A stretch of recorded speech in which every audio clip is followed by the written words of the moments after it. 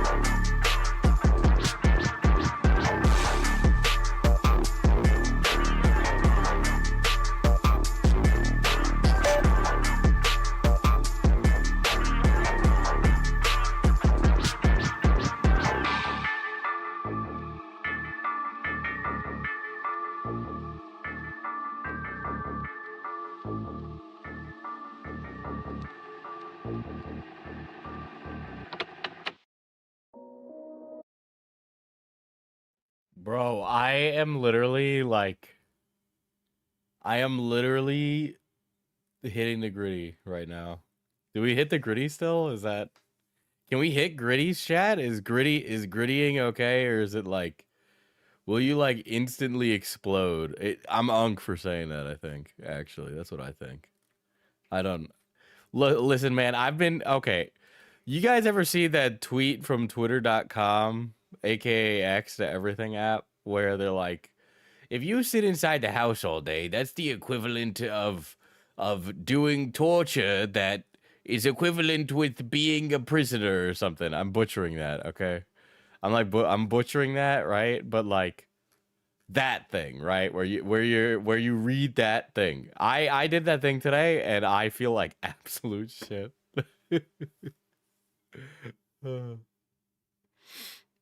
Uh, yeah. I feel really shit actually. It's actually fucking like killing me today, I think. But we move. I didn't want to be home all day today. I had it thrust upon me against my will. Um so there's that. It's okay. You know, we move. Okay. Well, you know, fuck you. For the guy that I was like, "Hey, I need little guys to give suggestions in the Discord server for stream."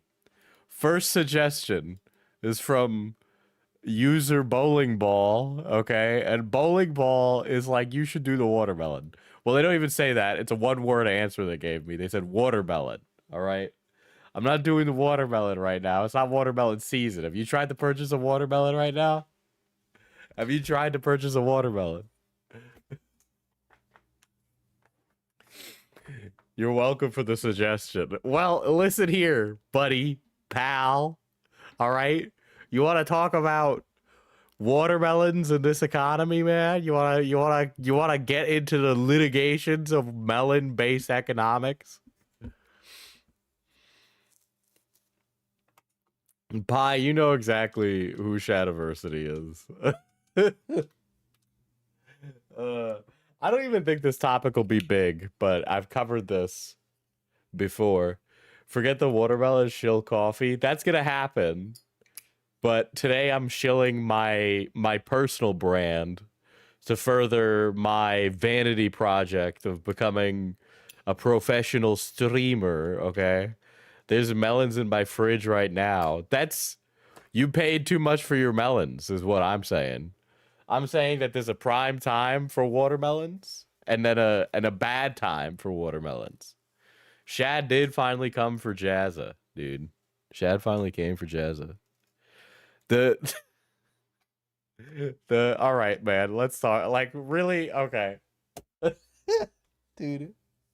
These these people these people are as bad as like the woke scold people, right? Like, I think we could say the pendulum has officially. Okay, my commute. I'm sorry. I know I do this every stream. It is actually causing like demonstrable stress on my life, which is why I talk about it all the time. Okay. But on my commute, I was listening to NPR and they have like, sometimes they have the news NPR and then they have like the the lady who runs the Girls Get It Done show. Um which the the lady on that had like an episode about like, is woke back? It's a culture has gone conservative, but now is woke back with the rise of Mom Dami, and it was very all right. There is a really strong line, and I might have mentioned this on stream before. There's like the oh well, yeah, like the whole like the like post ironic like Nietzschean millennial, right? And then like the pre-ironic Glee millennial. And it's annoying because I think the annoying Glee millennials completely outweigh the Nietzschean millennial. And the Glee ones are the worst ones. They're like, when somebody's complaining about a millennial, they're talking about that millennial. Okay, that's the millennial they're complaining about. They're like old enough that they're unplugged from like current internet culture. They don't get internet stuff. They like participated in like mass culture that existed before the adoption of the internet. They all like watching The fucking Office. Okay, I'm sorry if you're a millennial that likes watching The Office. I don't like that show. I'm I'm taking I get one. I get one. Okay, but there's that, right? And for some reason, those guys all like the Glee ones are all like the ones that are in professional media. So like the representation of like cool people who are woke is like really minimal, right? And then when you are like considered quote unquote cool and woke, you're like Destiny and you Baba like Booey. fuck Diesel pray for children. me, cosplay baddies gave me con sickness. I've been stuck in bed all day. I honestly, well, like here's the question: did you score? That's the real question, you know. So like you might be sick, but was it worth it? Is the question, right? And then you're either Destiny, where you're like a sex pest, or you're Hassan, where like you're performatively so annoying that like you turn off tons of people that you should be trying to win over, right? And I think like the thing that really makes, I mean, I guess I'm sorry, this is Diesel's political arc, right? But I think the thing that makes liberals really annoying is that they all think they're really smart and they talk down to people all the time. But the point of me saying this is like, I'm gonna wrap this around the chat in a second, okay? But like that became like such a ubiquitous character, and they are so fucking annoying, and I cannot stand them. But we've wrapped around now, okay? We've horseshoe theoried, okay? Would you watch The Office if it was a singing cartoon? So are you asking if I would watch The Office if it was Has-Been Hotel? Is that what I'm hearing? Well, like, I guess I can be a little Glee millennial. I just realized that I'm like a theater kid, but it took me until I was 27 to realize it. But to wrap this around again, that same Brian Griffin Brian Griffin as liberals, basically. You explained it much better than I did. I'm just gonna take that and I'm gonna use that now when I have discussions. But okay, the point of all of this to say is like that kind of person is really annoying, but on the internet, that person is not that person. You hang out with Falgi. How did you not know you're a theater kid? Because believe it or not, guys, I'm actually a lot quieter in real life.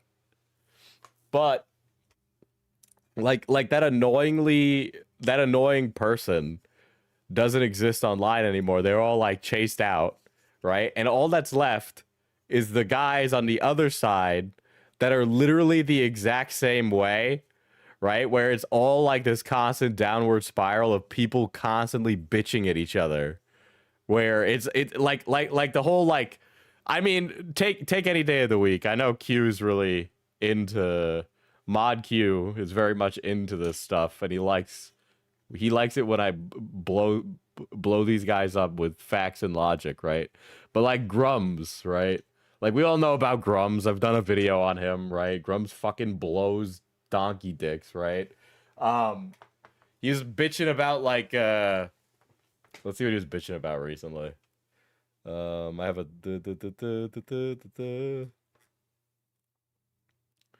oh, he's bitching about Doom the Dark Ages, right?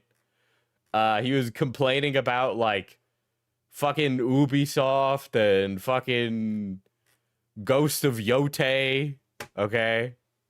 And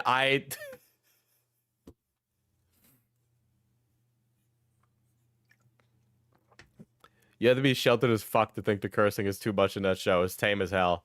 It's actually kind of crazy because I think the first season has more cursing than the second season.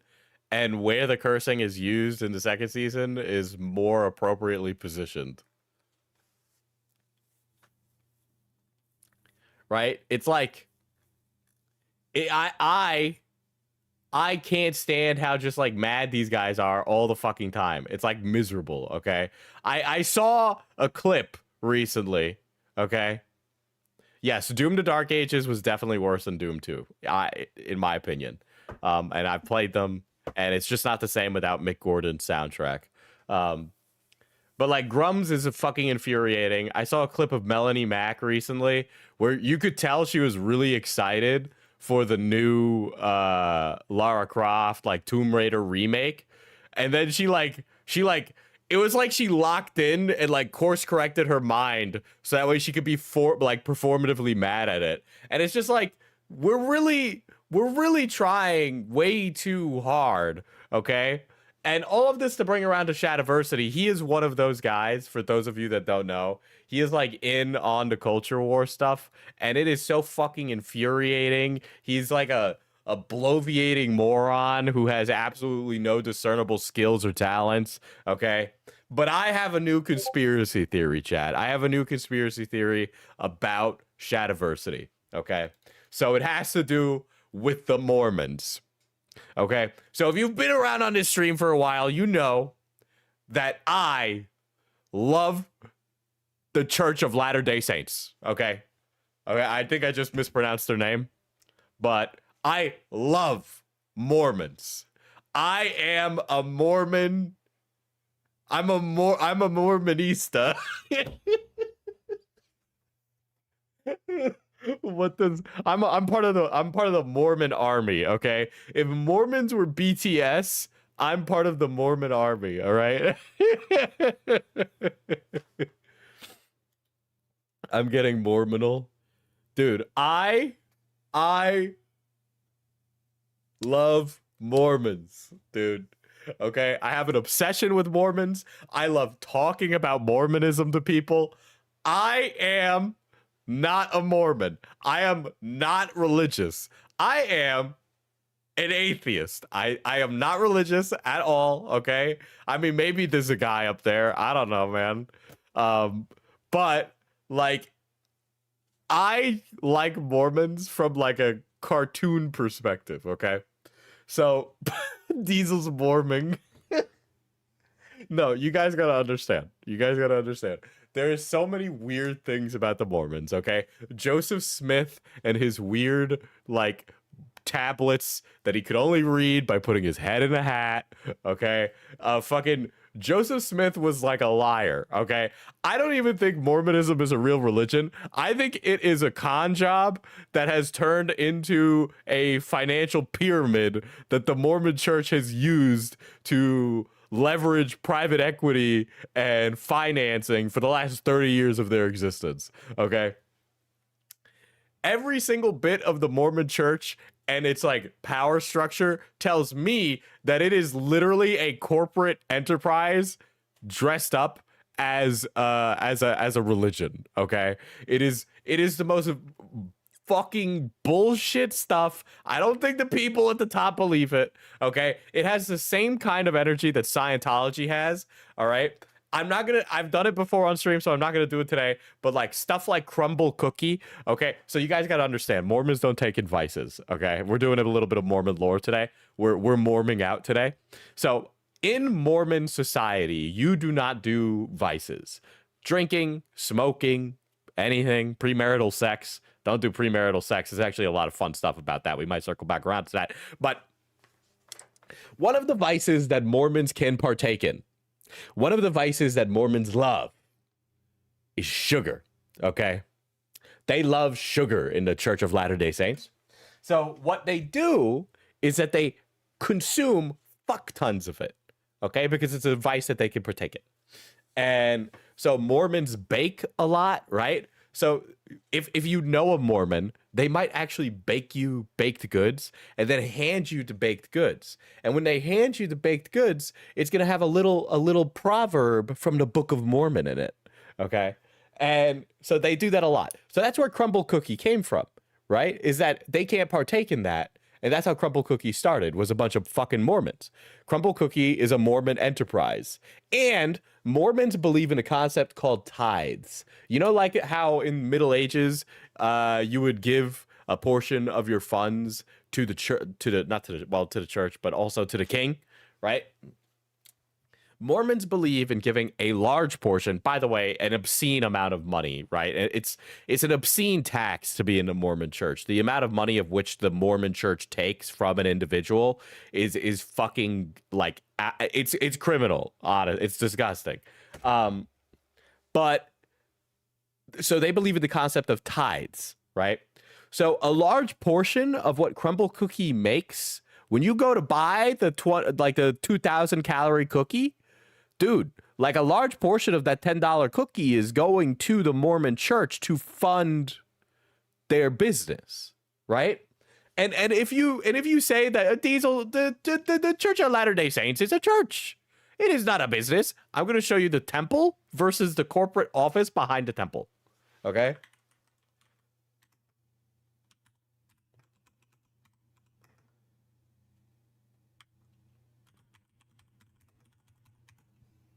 I've made so many people sad by telling people the Lindsey Sterling is Mormon and giving 10% of their earnings to the Mormon church.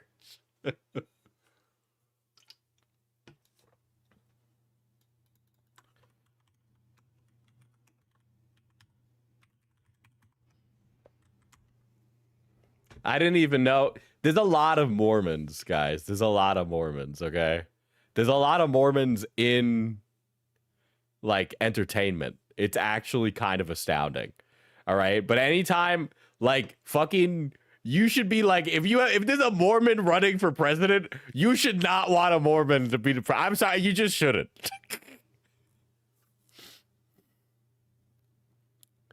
Fuck, I can't find an image of the LDS church. This can't be the LDS church.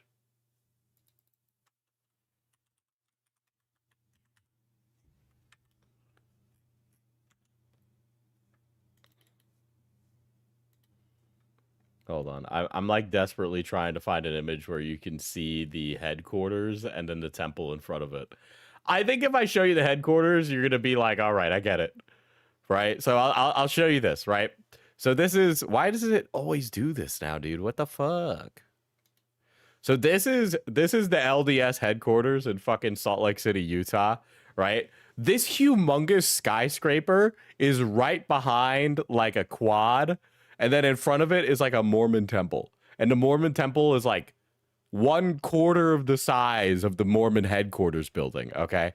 But they are a fucking private equity firm masquerading as a religion, okay?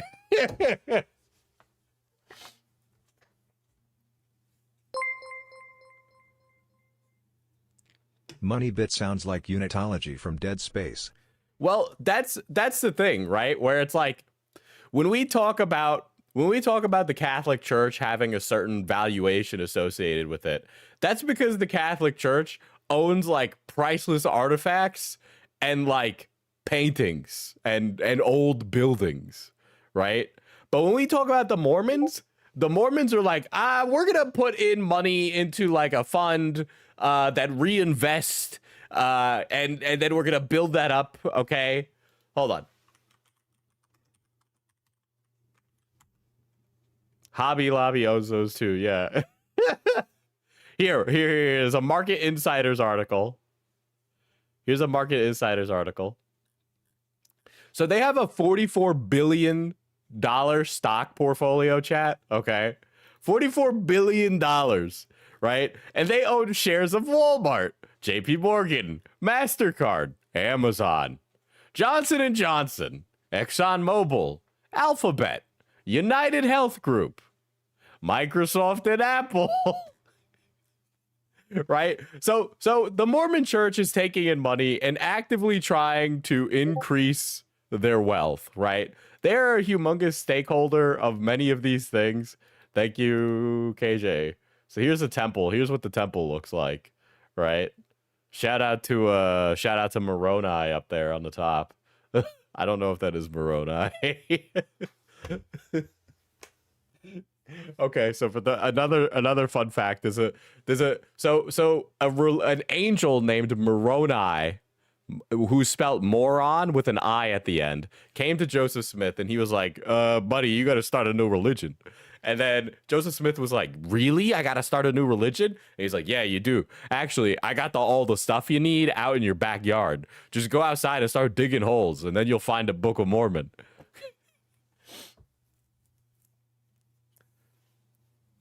But yes, so the Mormon Church maintains this humongous portfolio, okay? Like, it is actually fucking crazy. There's so much more I could talk about. Like, I could talk about my fixation with the enterprise of Mormonism for like a long time. It's just something so incredibly fascinating about it. We gonna talk about the part where they said Native Americans were actually white people or something? Oh, so for a really long time, that's actually a really funny one. So for a really long time, the Mormon Church was like, brown skin means that actually you have sins and you're evil. And so us colonizers coming here, it was basically like a justification for the divine mandate of why they needed to take Salt Lake City and, you know, and needed to form Zion, right? So for a long time, the Mormon Church had this belief that people who were brown or black are actually more sinful or filled with more sin. And so they were kind of shunned from the church. Even members that were black or brown in the Mormon Church were shunned. And there was a cultural expectation of not race mixing in the Mormon Church, which is why a lot of Mormons are blonde and blue-eyed and all that. Also, there's just a lot of fucking white people in Utah. But yeah, so for a long time, they had this like institutional fucking racism at the Mormon Church. And then as the Mormon Church started bleeding numbers, they needed to go, well, that whole like black skin sin thing we talked about, not true. We were wrong about that. We didn't mean it. It never happened, actually. It never happened. We never said that. I don't know what you're citing there, KJ, down in the chat in 1978. It was just we read it wrong. We read it wrong the entire time. I don't know what you're saying.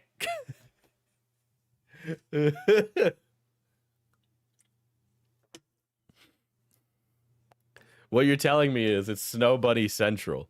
Well, I'm sure we've all heard the stories, okay, about Mormons. So Mormon youth have been routinely cited in stories as trying to find contrived ways to get around the premarital sex laws that exist within their religion, right? So like there's like a joke about Mormons always fucking dry humping because technically it's not penetrative sex, right? Ah, yes, soaking. Oh, yeah. Okay, I was about to get to r/. Is that an actual subreddit? Is there an r/soaking? I was just talking about plain old God-given dry humping, dude. Soaking mentioned. No, so I will. Okay, so before I get to the Mormon crimes. By the way, this all started because I watched a show called like American Primeval on Netflix, and I was really interested in the Mormons, dude, because they were really strange. Mute your damn notifications. You're so right.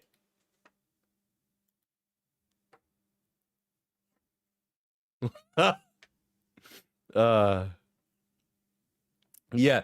So I'll circle around to the war in Utah, right? But before that, we got to talk about soaking, right? So soaking, for those of you unfamiliar with the nomenclature, soaking is where you get hard and then you enter your partner, but then instead of having sex, you guys just kind of lay there, right?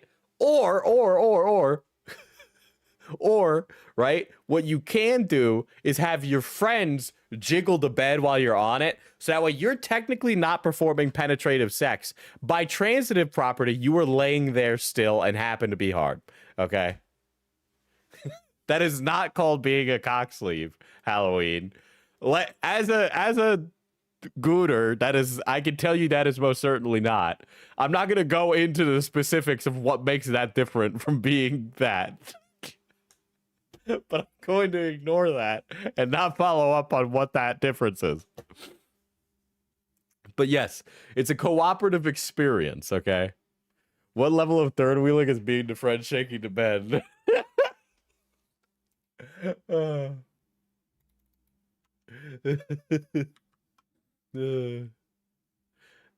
Anyway, to circle back around to Shadiversity, as one of the members in chat has mentioned, how does this tie back to Shadiversity?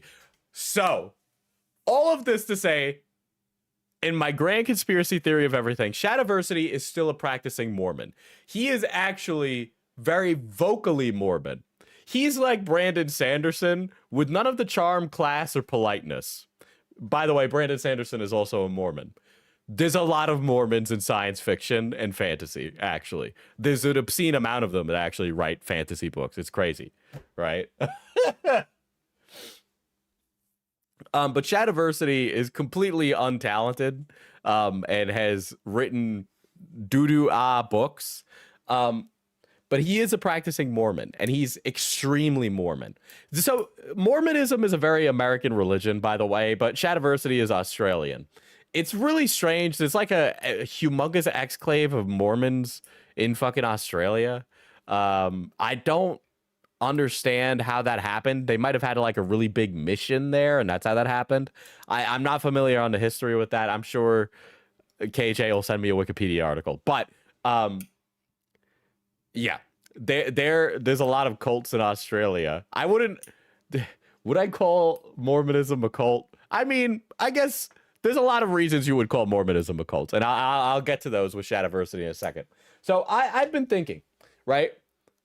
There is a lot of strange things going on the internet these days. Geopolitical powers pay good money to have positive coverage from YouTubers, right? So this connects, I swear, chat. I'm not like a fuck. I'm definitely, okay, I'm tinfoil hat maxing right now, but hear me out. There's a public investment fund in Saudi Arabia. I swear to God, I'm going to tie this together. There is a private investment, or it's called a public investment fund in Saudi Arabia.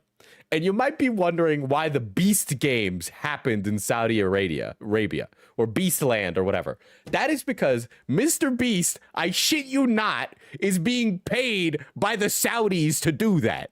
Okay? Like, yeah, that is literally what happened.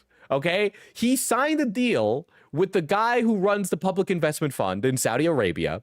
Okay? And there's no way money didn't exchange hands. But every time you see a YouTuber fly over to Saudi Arabia and then get bussed around, like Speed or Mr. Beast, get bussed around by a bunch of Saudi guards, right? Or they run, like, they literally shut down an entire highway for a Mr. Beast video, right? So if you see that, that's because those guys got paid by the Saudi government. It is soft power propaganda, okay? That is what that is. That is 100% what that is. That's what that is, right? Just like the comedians in Saudi Arabia. Yes, they were actually paid from the same fund, okay? What the fuck did I mess? How are we on the Saudis now? No. So what I'm saying is that there has been a push for Mormon content creators from the LDS Church, right? So anti-Mormon content creators have been picking up in the last few years, right? You leave the Mormon Church, you tell your story on TikTok, Mormon Church gets a lot of bad publicity, they have no way of fighting back, right? So what do you do when that happens? You start to make your own content creators. So there's a lot of Mormon content creators now that start producing pro-Mormon content, right? And some of them make stuff like, you know, like the cottagecore content, or like the I'm a stay-at-home wife and I run around barefoot pregnant with 3 kids and I fucking milk the cow content, you know, stuff like that, right? They're paying salaries to have people do that. Okay. They're paying people to do that, which, by the way, is a humongous problem. First of all, could you imagine if the Catholic Church was paying people to be Catholic influencers? Like, Jesus Christ. It would be a huge fucking scandal, but because it's the fucking Mormons, all of a sudden we don't care. Right? But yes, so some of that like cottagecore stay-at-home wife content that you've seen might be paid for by the LDS Church. Some of them are really open about how they're Mormon, some of them less so. Some of them are like directly trying to counter the anti-Mormon sentiment, right? So I don't look, if Shadiversity is doing this without receiving a paycheck from the LDS Church, he's stupid, and he should definitely ask them to pay him. Or he is getting paid by the LDS Church, at least a little bit. Now, that's a crackpot conspiracy theory. I'm not saying it's true, okay? It's just that in my heart of hearts, I want it to be true because it would make it so much funnier. And part of the reason that I want it to be true is because I think some of his drama with Jazza is because Jazza, his brother, isn't Mormon anymore. And there's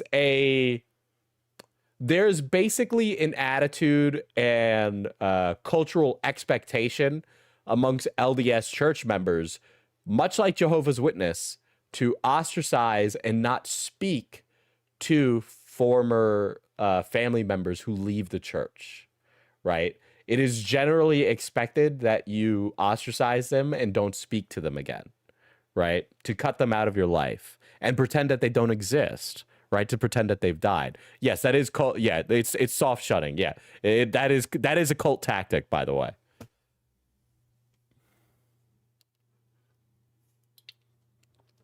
Right. So I would not be surprised if some of that animosity that brewed between Jazza and Shadiversity started because Jazza left the Mormon Church, which I think is I don't think the Mormon Church is a problem in my personal opinion. Okay.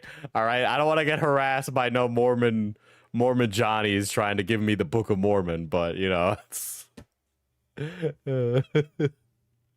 I am definitely, so point is I'm a Mormon cell. Okay. I'm a Mormon cell. I'm deeply interested in Mormons from like a fucking like morbid perspective. Okay. I just like looking at it. The next missionaries are going to be assassins. Hello, my name is Elder Price. I've come to something. Book of Mormon is a great play, by the way. I don't know if you've never seen it. Fucking Book of Mormon is really funny.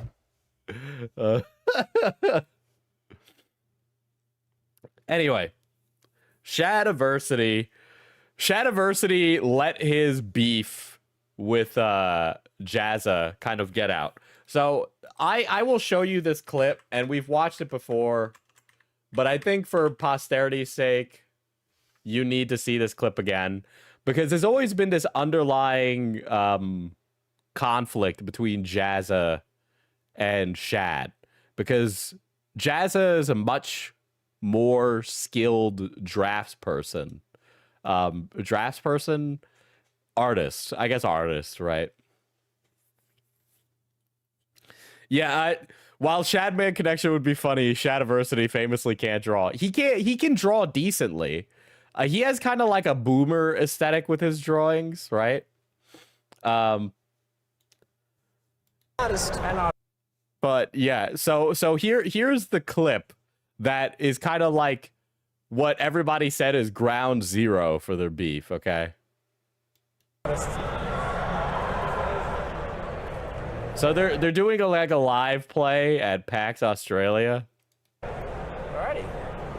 My artistry is actually at a professional level. And we'll give him like martial arts. You weren't like Olympic level This is martial arts. professional. Yeah, I'd argue Shadiversity's work was way more 2000s. Yeah, but not the kind of like 2000s art that has aged well, right?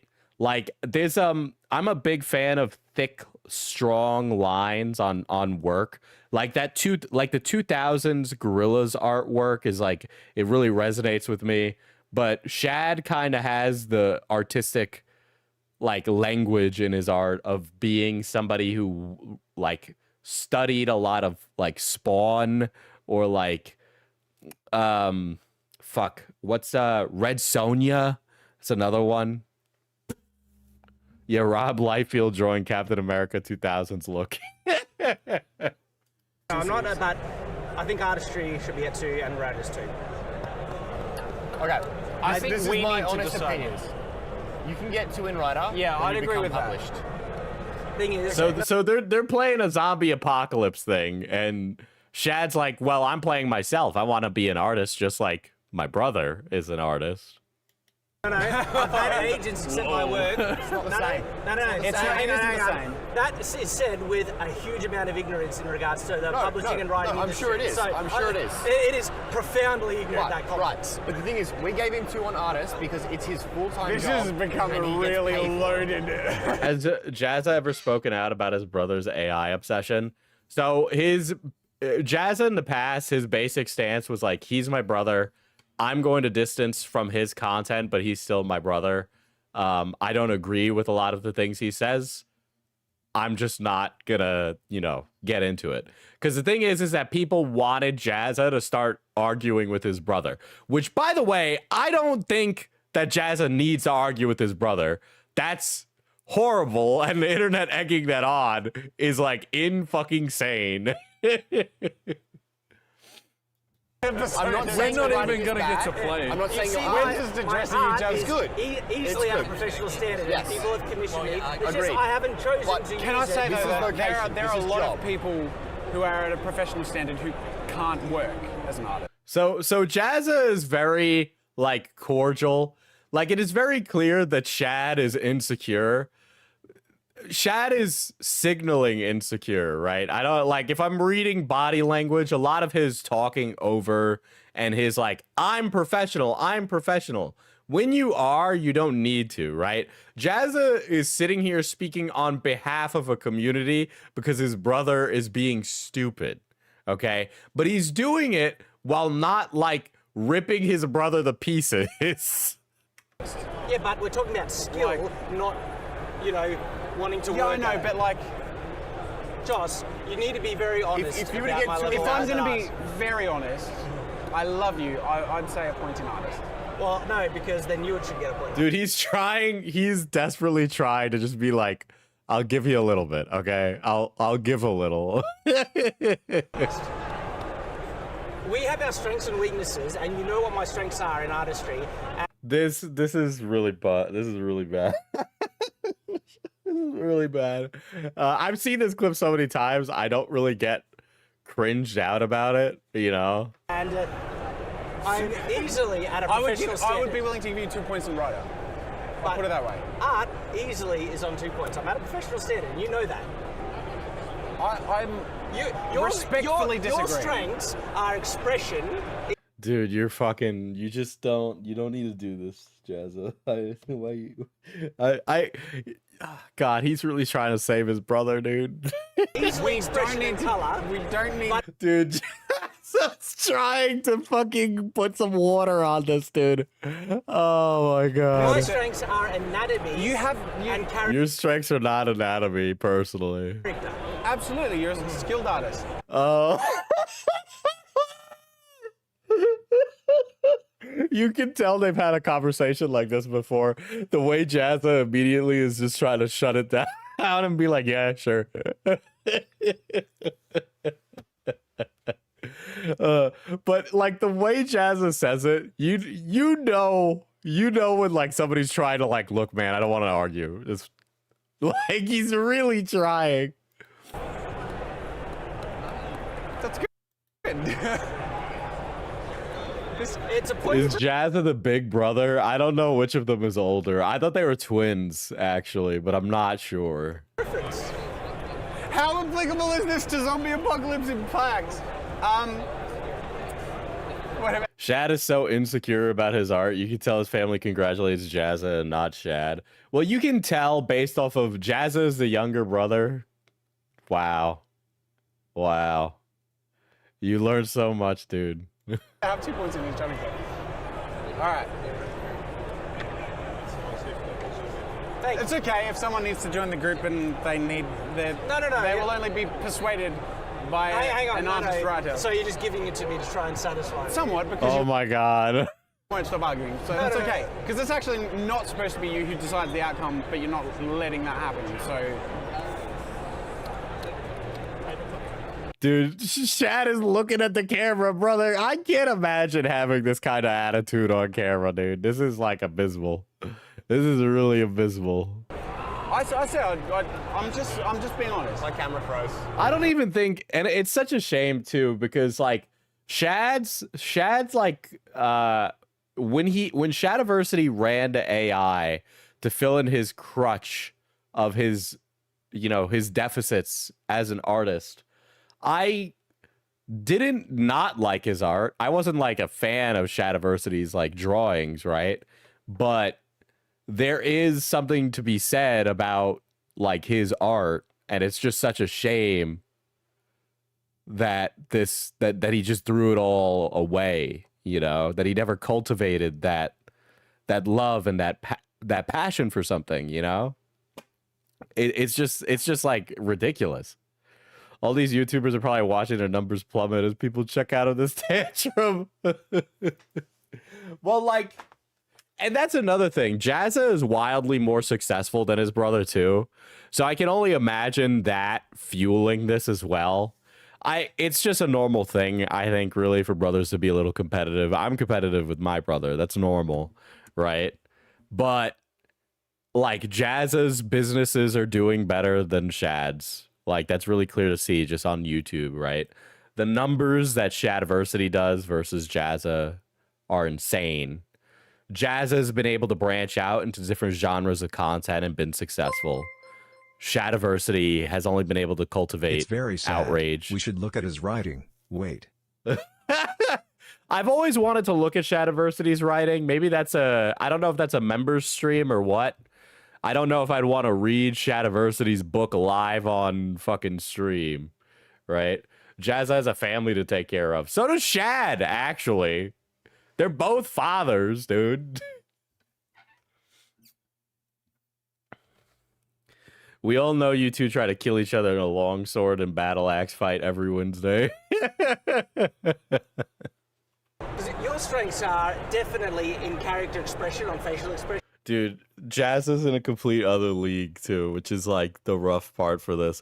This is something that clearly Shad cared about, but there's just so much. There's so much there. And also in colouring and stuff like that. But the anatomy side of things, I think I do really well at. Yeah, I Character agree. anatomy. I guess in And terms of proportion specifically. we don't need Dude, oh my to god. sit on this. We really don't. We can talk about this on the drive home. It's not applicable. We should play a game. This is not entertaining. How's your battery doing? I'm sure people actually find it incredibly entertaining. Dude, Shad knows though that this is entertaining. That's funny.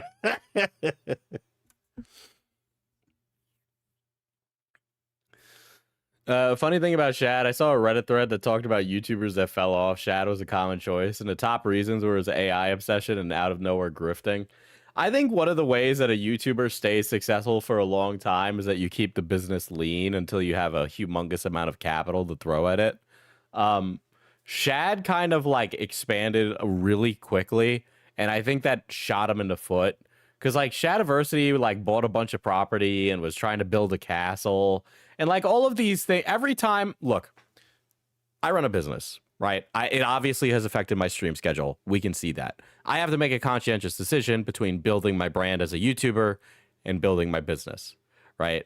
When you focus on another task to build something, you have to give up something else, right? Shad would give up producing content for his audience, so that way he could build this other thing, right? But then he wanted to have that audience there still. But the thing is that the internet is fickle and the audience is moving on to something every day. Like, I've had my phase where I get really into watching fucking Mormon content, right?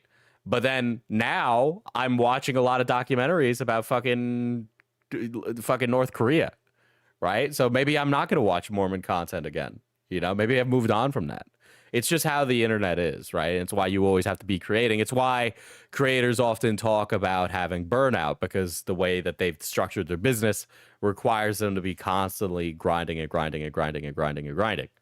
Get that bread, King. Well, you'd be surprised. This is the only place that I get a paycheck right now. So Leave your comments in the section. Oh my god, this is awkward. So I do believe that in some respects this must have been a little bit of, this was the seeds, you know?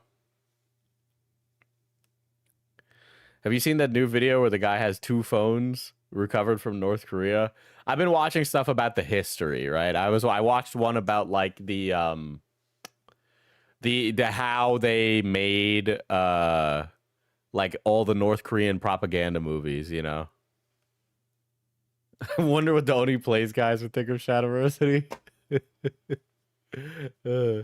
I watched that this is sorry, forgive a brother for being a little bit, you know, sentimental. I watched the video where Jazza went with his son to like a LARP. And I watched him make a costume and gave one to his son, and they went together to a LARP camping event thing. And it was the most wholesome, like, beautiful shit ever. I cried because I was like, this is so nice. You know, it just, I was astounded at it. And it's very much telling, right? When you see how Jazza is versus all the vitriol and venom that Shad puts out. I just don't know how you want to live with yourself when that's all you do. You know, it's such a shame. You know, it's just because this what the fuck is that? Like, I don't know, man. I wouldn't want that to be my legacy for my kids to grow up and see my legacy is bitching about Deborah Wilson in a Hideo Kojima game. But I am also thinking of going to a LARP. I got a business card from somebody that runs like a LARP event in like the tri-state. So I think I might go to it because why not, you know? Anyway, all that to say, Shadiversity recently made a tweet on twitter.com, aka X the everything app, okay? What if your kid grows up to be like you and agree with your anti-woke talking points? I can't. Dude, generational grifters is the most horrifying concept at all. That is such a terrifying concept. That's so scary. Imagine going to school and someone says your dad complained about Princess Peach wearing pants. So, cough, cough, ranting for vengeance. Yeah. So, here is Shad's tweet. This tweet was unprompted. Shad threw the first stone. And this tweet is about Jazza. And then Shad will claim that it's not about Jazza. But we'll look at it. We'll be objective. We'll see if it is. Okay. Question regarding cancel culture. Pretend you're a public figure and hated for being an anti-woke conservative, causing a friend who is also a public figure and disagrees with those views to disassociate with you, but only to the public, and they want to maintain a friendship in private while avoiding all public association. Jazza did say this, though it could be a different creator. They will not mention you in public except to condemn your views. They will not appear with you at any collaborative appearance or let you in or around their business, but want to communicate or spend time with you in private, where they are convinced they have done nothing wrong, and this was a necessary action to protect their business and employees. Guys, who is he talking about here? Who the fuck else could he be talking about? Did Shad's brother disown him? No. Jazza made a very poignant decision. His brother was being racist on the internet, and Jazza said, I loved my brother. I'm not going to defend his racist opinions. And then said, I'm not talking about my brother. And then that's what he did. Shad is not owed Jazza's business. Shad is not owed Jazza's clout. In no universe whatsoever is any other person owed another person's clout. Okay? It doesn't matter if you're family, if you're related, if you're fucking friends, if you're fucking each other, you're not owed it. Okay? Stuff like this has happened to me. The most prominent one being when Matt Easton cut all ties with me. But I'm interested in how you would react. So I love this train of thought, right? Where your horrible, fucking dumb, stupid, idiot opinions cause everyone in your life to distance themselves from you. And upon reflection of being distanced from everybody, your thing is, no, it must be everybody else who's wrong, not me. Okay? Becomes Matt Easton, right? So I understand why when people are ostracized by others, they tend to find comfort in their negative views because it reaffirms their worldview and makes them feel like they have control of the world still, right? But, you know, it's like conversely, how much are you willing to give, right? Like if I had somebody in my life who was like that, I have somebody who in my life who's like that, right? And I've put down my line where I'm like cool with it and then not cool with it, right? And if they want to cross that barrier, then I'm gone, right? And they get mad about that. But the thing is like at some point you kind of need to be able to be like, I don't fuck with that, and that's, you gotta have respect for yourself, right? So people doing that and being like, well, you know, Shad, you were my friend, but you're being a real piece of shit, so I gotta not be your friend anymore. This is really fucked, right? That's for you. That's not for them, right? So like he'll become like a bloviating asshole, but like at a certain point, if somebody doesn't want help, they're not gonna get the help, right? Stuff like Matt Easton cut all ties with me, but I'm interested in how you would react. The two main responses are, yes, it's fair, and you would let them do this to protect them from any possible hate for associating with you, even if it's small. I do think it's fair. 2, no, it's cowardly and hypocritical. You would hold them to their standard. If you are not good enough to associate with them publicly, then not have them associate with you privately. Well, it's like, if you're going to do that and you're like an all or nothing mentality, then you could just decide to write out tons of people in your life. You know, if you are as vocal about your opinions on the internet as you are in real life, don't be surprised if people walk away from you in your life. You know, it's like at that rate, like Shad's just honestly asking to have nobody in his life except for the people that all believe the same horrible shit he does, which ultimately is the thing that he complains a lot about liberals doing, by the way. So after that, Jazza responded, if you're taking a personal family relationship matters to the public for a vote, you might want to at least be honest about it. So this is the first time that Jazza has responded to something that Shad has posted to the internet in a long time. He only wants grifters around him. Well, it's like at a certain point, where's it all going to lead you? You know? Thought I heard somebody knock on my door. All right, so Jazza responds. For clarity, Shad's post is about me. I publicly distanced my business from Shad's political views because those views made my staff and me uncomfortable and caused people to make incorrect assumptions about my own views, which is true. I had no idea that Jazza had left a Mormon church. I had no idea that Jazza was Mormon at any point. I had no idea that Shad and Jazza were brothers until all of this like anti-woke content was coming out. I didn't know what to think of Jazza until Jazza made a statement on it, personally, you know?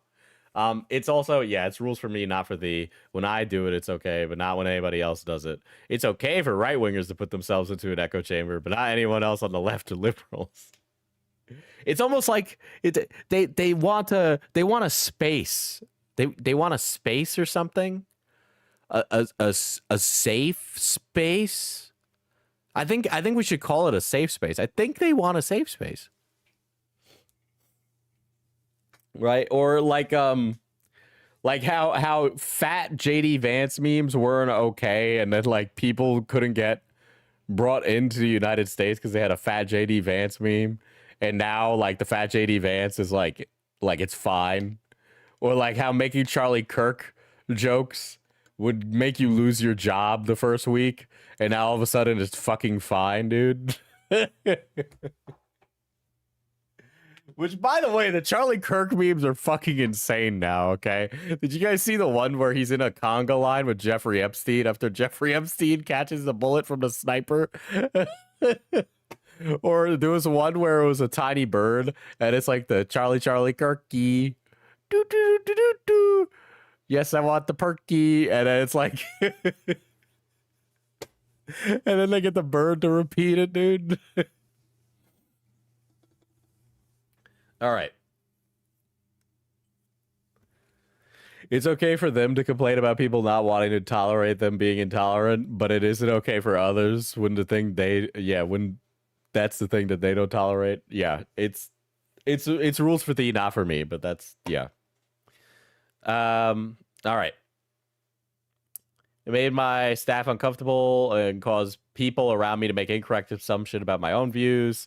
I was clear at the time that this was a professional boundary, not a rejection of a private family relationship.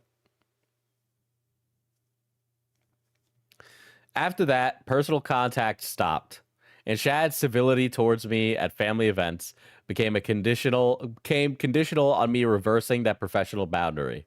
So I think Shad knows that his career is kind of like floundering right now, and he's mad that his brother's not giving a handout.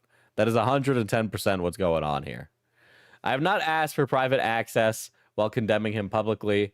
I've only asked for basic civility at family events, and that hasn't been possible. Dude, political brain rot is tearing these brothers apart, dude. I'm responding publicly because I'm being referenced and effectively put to a public vote over my business decisions and family relationships, rather than this being addressed directly or privately. Shad's public combative post only deepens a divide that for over 2 years has already been difficult for our family. Let's see. And pretend everything is like it was because my feelings have not changed. If you really cared for the family, you would not let my feelings about you stop you from spending time with them during Christmas gatherings where I'm present. I'm not engaging in an argument or blame discussion. I'm prepared to be civil and move on. That has always been my position. My only concern regarding attending social occasions was whether you were able to be civil in return. Based on your message, you are not approaching this in a civil manner or respectful way. This message is not an invitation to Christmas that I can meaningfully respond to. Until such a time as you demonstrate you can be civil, we can leave things as they are. Jesus Christ. I would like to see the rest of this message, by the way, Jazza. I know you probably don't want to air out the fucking Christmas invitation, but I'm gonna hazard a guess here and say that Shad is like saying, if you want to spend Christmas, you also have to be nice to me and let me back in on all this stuff, right? So it's like, I would like to also get all the professional stuff as well as us be family. Two brothers being independently famous YouTubers is already insane enough. I don't even know how the fuck that happens. Josh, there's nothing dishonest in my post. It was never intended to expose you or make anything between us public. That's a fucking bold-faced lie, by the way. It just is not that, okay? It was very clearly you making the drama public. Christmas is a universal drama machine. Changed my mind. Yeah, that's what I was thinking. I'm like, Christmas is gonna be real awkward this year, huh? But honestly, I mean, this seems like shitty, but like, it kind of sounds like you gotta no contact the guy. You know, it's easy for me to say though, without, you know, I don't know if I could do that. You know, so I know that's not easy, right? Your statement only confirms the scenario I proposed, but with one addition. You're admitting that you've done this to me. He already said publicly that he did this. He said this before. Did you not see his tweet prior? We all knew that. I didn't mention you because you're my brother. And in spite of how much I'm hurt by what you've done, I never called you out publicly. You called him out publicly. Dude, what is this cry bully bullshit? Some fucking sword fighter you are, bro. What, I'm gonna hit you on the head with a fucking mace and all of a sudden you're gonna bitch and moan? Brother, you picked up the long sword, dude. This is just like when you got into it with sellsword arts and then couldn't commit. You're still my brother, and it seems I care more about you than you do for me. This is such a vitriolic and venomous way to do this. You are being a manipulatively, like, evil family member right now. This is like the kind of shit that people should go no contact over, okay? Because when you have somebody who's like, oh, you've hurt me so much. Why aren't you nicer to me? Why aren't you doing things that are better for me? Why aren't you, like, that's not somebody who cares about you. They want, yeah, it's emotional manipulation. You don't need to give these kind of people anything. By the way, this goes for all of you guys. You don't actually need to be nice to fucking shitty family members this holiday season. You don't. You could actually give them a gift of, I'm not fucking coming this year and I'm not talking to you.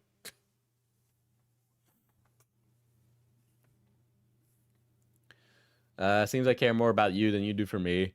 As I told you many times, I would never cut ties with you publicly because we disagreed on political things or people who hated you criticized me for our friendship and association. So, like, I don't understand. Like, why does... how much do you need to talk to your brother in public, right? Like, do they even need to tweet at each other frequently? Like, what's the fucking point here? There's no overlap between Shadiversity's audience and Jazza's audience. There's none, okay? Because the guys who are anti-woke grifters, those anti-woke people, they don't give a fuck about art. They don't give a fuck about creating. They don't give a fuck about any of that stuff. So, like, why even associate with each other publicly? You're just in completely different genres. It just doesn't even make good business sense to interact. And, like, a shout out doesn't grow your fucking channel, bro. It doesn't. Like, if you're thinking that, you're like a pauper asking for somebody to give you, like, a fucking bowl of air.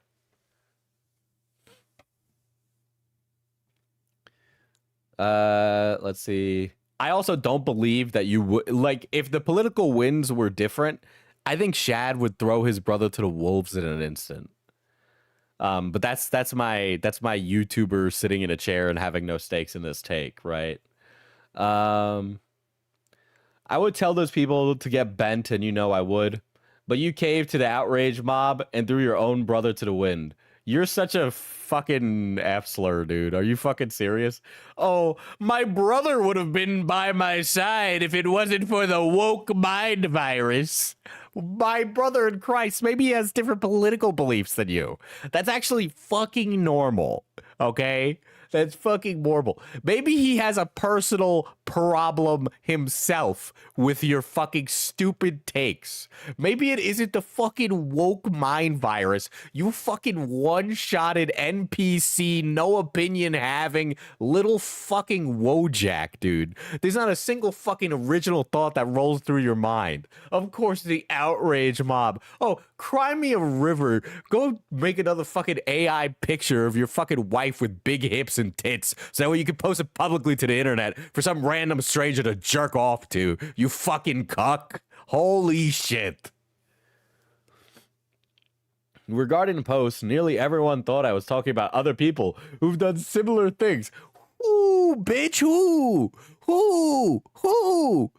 Who in the God's name could you be talking about? Who in the fuck would you be talking about? Yeah, has this happened with other creators? Sure. But like, you're just gonna say that this was somebody else? What, you are actually, dude, honestly, Shad, just stand 10 toes down, okay? You're such a little bitch, dude. You don't fucking commit to anything.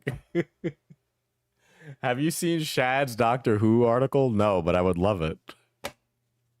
Like, who else would it be? Dude, if you have names to name, Shad, now's the time to name names, all right? Let's start throwing some blood, all right? You've already got this familial fight going on. Might as well just throw some more haymakers out into the wild. Why are you pulling punches now? Shad pulling punches now is ridiculous, dude, because he could just bring the hammer, dude. He can bring it to whoever else doesn't want to fuck with his dumb bullshit. Regarding the post, nearly everyone thought I was talking about other things who've done something similar. Who thought it was about anyone who thought it about you could have only guessed. It's not a hard guess, bitch. This is not targeted towards you or an attack, but now you want to make this public. A guy who makes it public is like, it was actually you. You threw the first stone. Yeah, they're pulling a Mizkif. That's on you, brother. I hope you will learn from this. I hope your entire empire turns to ashes in your mouth, dude. I hope that Midas touch ruins every single relationship you have. I hope you never are able to build your fucking castle because you're 12. I am smiling widely at that image I see, KJ. I cannot wait to get to it.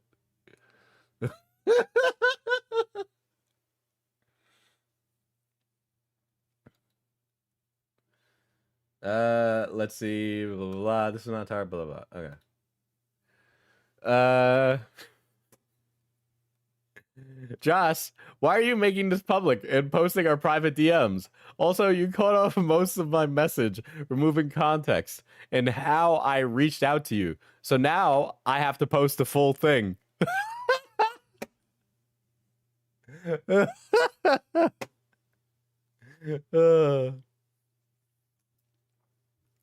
I tried the hot chocolate and didn't die. It was very yummy. I'm glad you didn't die. Usually my bev doesn't cause death, you know. But first, let me say there was nothing dishonest in my post. It was never intended to expose you or make anything between us public. Liar, liar, pants on fire. Nearly everyone thought I was talking about other people who've done similar things to me, and anyone who assumed it was about you could have only been guessing. Okay, you notice how when Shad is in the wrong in an argument, he talks a lot and he like makes it an emotional argument rather than about the facts. Okay, like instead of talking about like what the context of any of the information he gave in his vague post was, he's like just saying, oh, it could have been everyone. It could have been anyone. Why don't you name some names of other creators who've dropped you because you decided to be fucking, you know, Johnny come racist, okay? Like just name names. It would be really easy to name names. I literally don't know of another like creator that associates with Shadiversity. Who the fuck else associates with Shadiversity? All right? It's like, dude, it's actually kind of miserable because every single guy that does like medieval or like history content that like wears a suit of armor is like a giga racist, okay? Johnny come racely.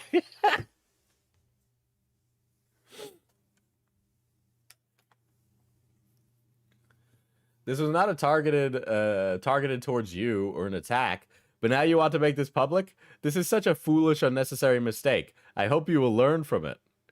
I didn't mention you because you're my brother, and in spite of how... Okay, so this is like the same thing again. Oh my god. Okay, so this is like the same thing, but you caved it out. Okay, this goes on more. Okay. Now to the DM you posted. You cut out the part in my message where I committed to be cordial and friendly and try to make you comfortable so you would come to the family Christmas gatherings, which you have avoided for 2 years.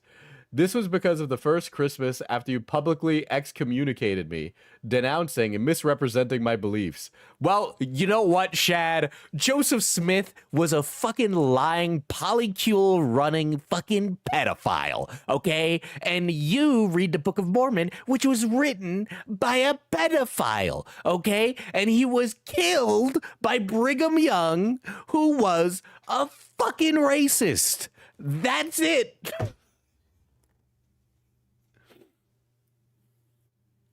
God. And denouncing me and misrepresenting my beliefs. I was so hurt by what you had done that I could not talk to you.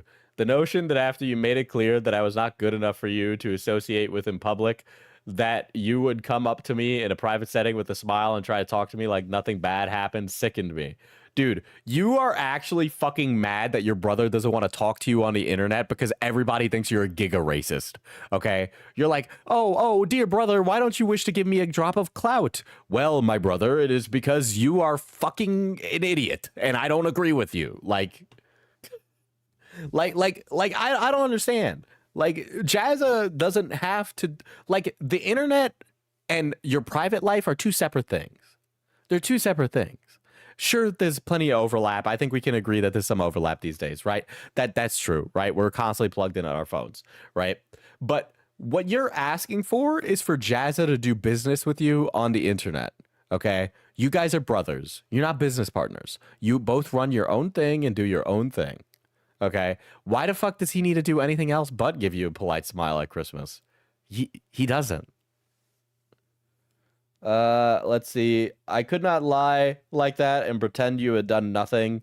And until you showed that you loved me as you claimed and would associate with me publicly, I would not associate with you in private as you wanted. So this guy wanted to be, he just wanted clout. Dude, your brother, Jazza, I'm so sorry, but I think your brother might be a vampire, a clout vampire. I wonder what Shad's wife thinks of all of this. I can't imagine she has the best views, so forgive me if I don't necessarily care about her opinion in this situation. She's Mormon anyway. I don't even think women get opinions there.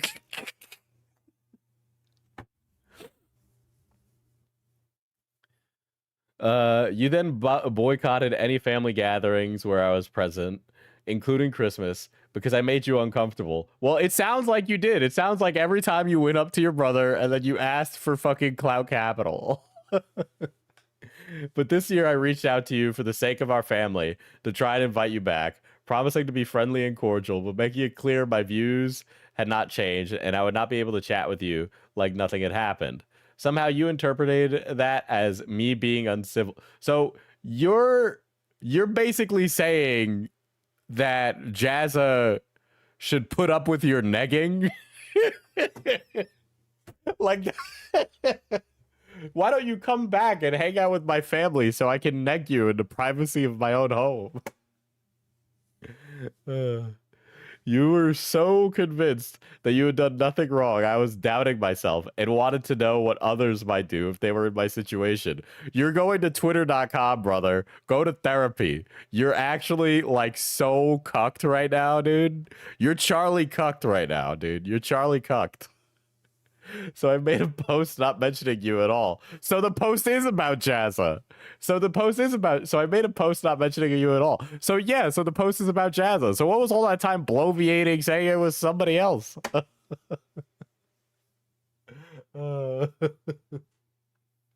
I still love you and forgive you. And what I said in the message is still true. I want to work through this, but that's going to be hard for you. Or if you cannot admit to any fault, then I'll do my best to be friendly and cordial around you, but my feelings have not changed. As an artist, it's funny to see these guys go to war. Jazza's art is bland and boring. Never mind, just got here. It seems one-sided. What are you fucking one-guying me right now? Like, is that what you're doing? As an artist, I really don't like this other guy. I think he's a piece of shit. Well, yeah, you chatter need to learn to be a little humble, actually. You need to learn to walk softly and carry a big stick. Have you thought of that? Have you thought of spreading joy and whimsy into the world? If anything, tonight's stream has been a message in spreading kindness into the world and not spreading fucking Mormon cringe.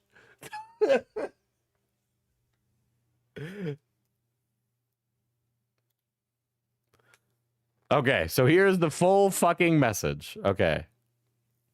Only a Sith deals in absolutes. So true. Josh, Blank told me that you would rather talk directly and try and resolve the issues we have if there is any hope of you coming to family gatherings with me. My problem is my feelings and views have not changed, and it seems as though you don't even know why I'm upset with you and think I'm the sole cause of the break in our relationship. If you really wanted to try and resolve this, then you need to understand why I'm so hurt by what you've done. I'm willing to explain all of this, but you won't like hearing it unless this actually gets addressed, so I won't move past it. I'm not sure you really want to do this, as you don't seem to be willing to admit any fault. And if that's the case, I can't believe you truly want to talk to me and resolve anything. Well, it doesn't sound like Jazza wants to change his beliefs. And it doesn't sound like you want to change yours. And so if you don't want to change your beliefs, then you don't even need to ask for an apology from Jazza because you don't want it. You want him to kiss your ring, right? It doesn't sound like you want an apology or to make amends. You want him to agree with you. It's fine if you guys don't agree, but don't be surprised when he doesn't want to be in your life. Midge, thank you for becoming a station manager. Boss, I want a promotion. Well, you are a station manager, You've moved up in the world. You're slightly more important than the other chatters now. I said spread whimsy, not ignore the hierarchy of a chat. And if that's the case, I can't truly believe you want to talk to me and resolve anything, as such an attempt will only offend you and make things worse, which has been my impression so far. If this is correct, then the best we can do is be civil around one another, which is what Blank was trying to convey to you for the sake of having a family together during Christmas.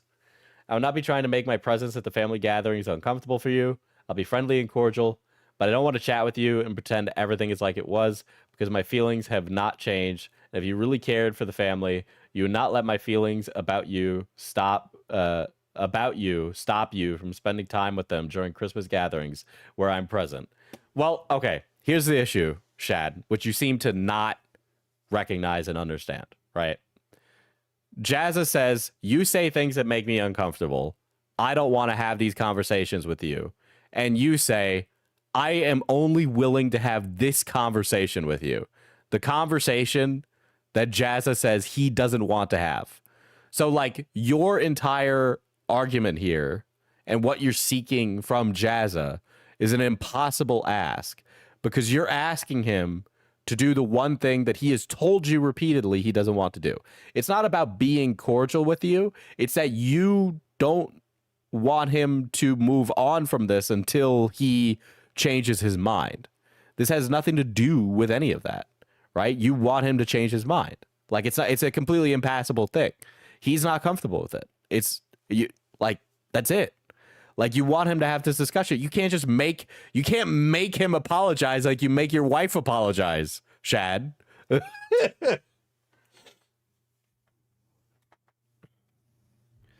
I'm not engaging in an argument for blame discussion. I'm prepared to be civil and move on. That has always been my position. My only concern regarding attending social occasions is whether you'll be able to be civil in return. Based on your message, you're not approaching this in a civil or respectful way. Yeah, it's like Jazza's thing is like, I don't want to have the discussion. And he's being very clear about saying he doesn't want to have it. Are you playing Warframe? No, but I heard the new update was pretty fucking gas. So I do want to...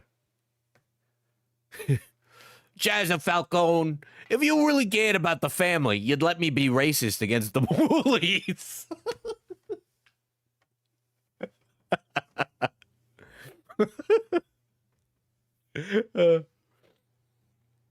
Listen, if the Jazza Empire is gonna survive, well, boss, I'm sorry, but we got to start taking away the gabagool from some of those guys that live down there in the Russian Quarter. I don't think we can have them around anymore. They're taking all the gabagool for themselves. Yeah, Shad, he has a boundary, but Shad wants to stomp on it. Yeah, dude, like...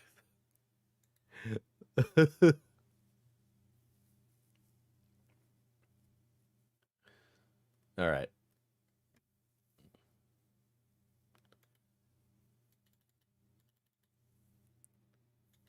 So, this is a...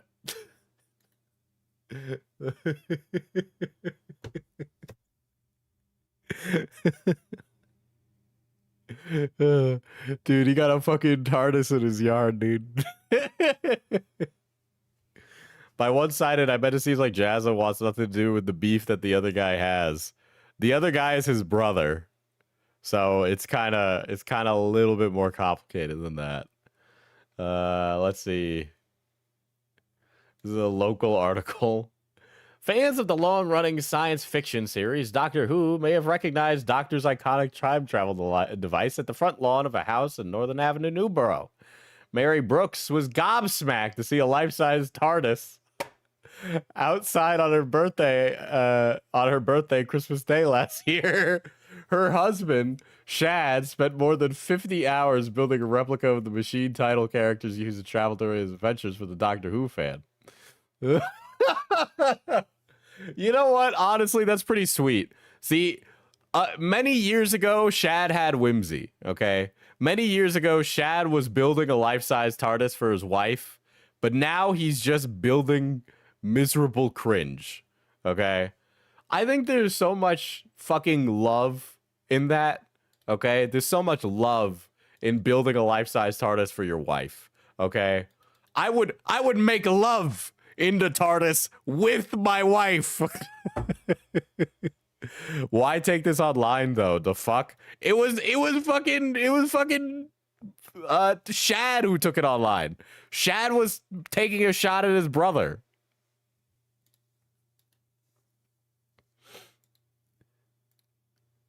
Speaking of, I wonder what Shad has been doing on the Night's Watch channel. Does it get bigger on the inside? Well, it's the only thing that gets bigger on the inside.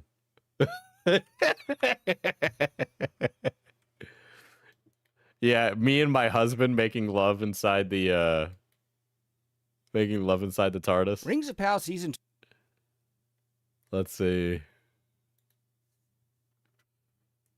Charlie Kirk became more powerful than they could possibly imagine. My slop is better than your slop. Okay. Dude, his channel's not even doing that good, dude. Night's Watch is kind of floundering these days. I am very curious. Did he make like a bad Charlie Kirk meme? Yeah, it's bad. I'm not even gonna watch it. Mickey 17 is utterly insufferable.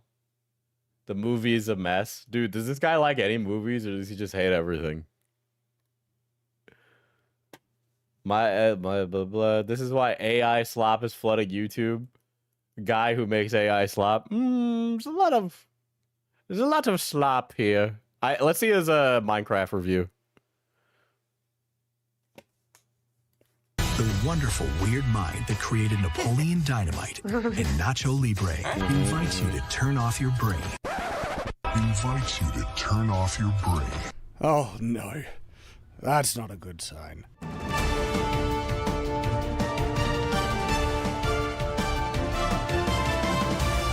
Okay, all right.